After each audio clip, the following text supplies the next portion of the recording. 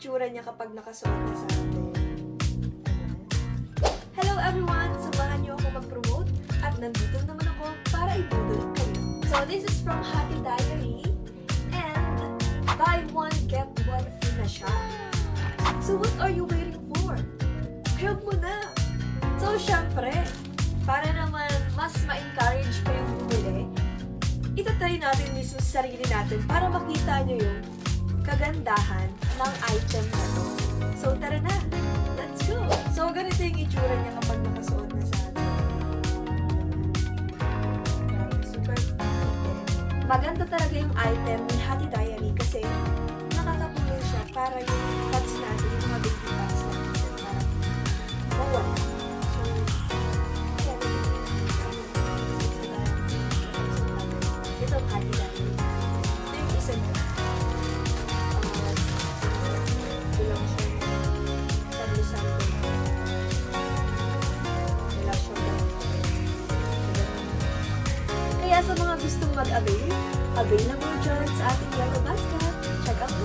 So this is from Malbec. So let's open it. Wow! Ito siya. Ang kinuha kong size is small para medyo fit sa atin, di ba? So ito siya. Top siya. Okay, try natin. So ayun, ito nga po pala yung itsura niya kapag nakasuot na is small. At ang size nito ay small lang. Kung gusto niyo fit na fit, kunin niyo is small. Kung ang size niyo is talagang medium. Pero kung gusto niyo medium na talagang ayaw yung fit sa inyo, pwede na. Pero kapag gusto niyo fit na fit at size niyo talaga is medium, kunin niyo yung size na small para talagang fit sa inyo at saktong-sakto sa inyo. Pero kung gusto niyo yung maluwag, pwede naman medium. So, ito yung itsura niya. Talagang makikita yung bubog ng katawan mo kapag small lang yung bubog. Siyempre, pwede mo rin siyang lagyan ng blazer kung hindi ka komportable. Lagyan mo yung suot mo. So, ganito naman yung itsura niya kapag nakasuot ka ng ganito.